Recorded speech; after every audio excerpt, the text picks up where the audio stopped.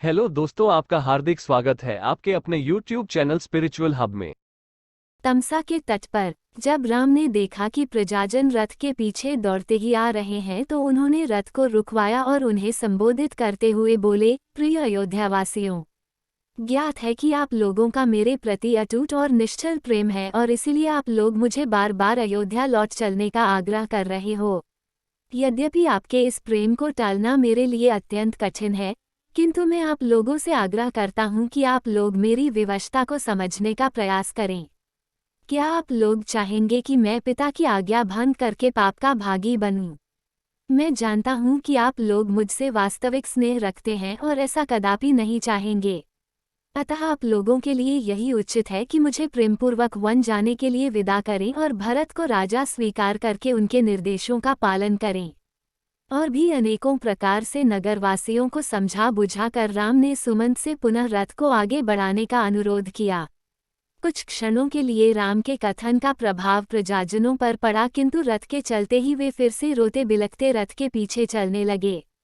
वे राम लक्ष्मण के प्रेम की डोर में इतना अधिक बंधे थे कि चाहकर भी राम के द्वारा दिए गए उपदेशों और निर्देशों को क्रियान्वित नहीं कर पा रहे थे और विवश होकर बरबस रथ के पीछे चले जा रहे थे।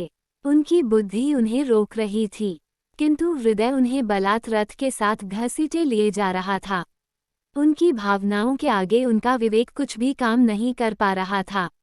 अपनी बातों का उन पर कुछ भी प्रभाव न पड़ते देखकर राम ने सुमंत से रथ को और तेज चलाने की आज्ञा दी और रथ की गति तेज हो गई। किंतु भावाभिभूत प्रजाजनों की भीड़ फिर भी रथ के पीछे दौड़ी ही जा रही थी।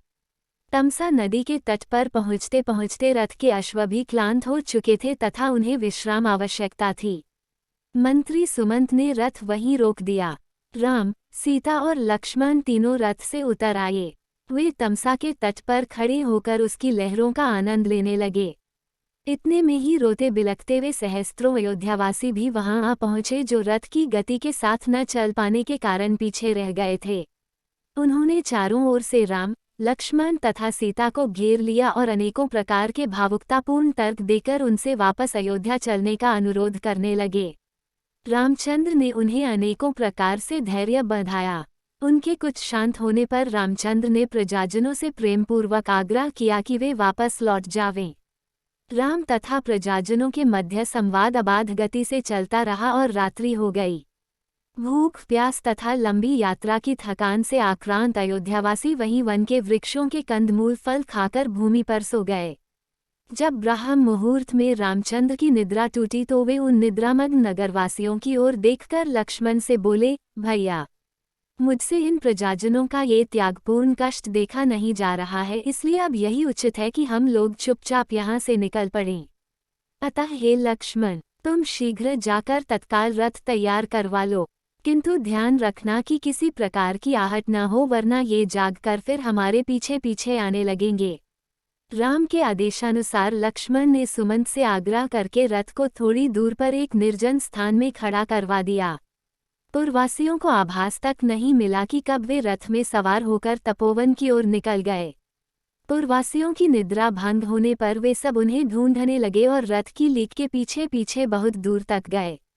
आगे जाकर मार्ग ककरीला पथरीला हो गया था, इसलिए रथ की लीक के चिन्ह दिखाई देना बंद हो गया।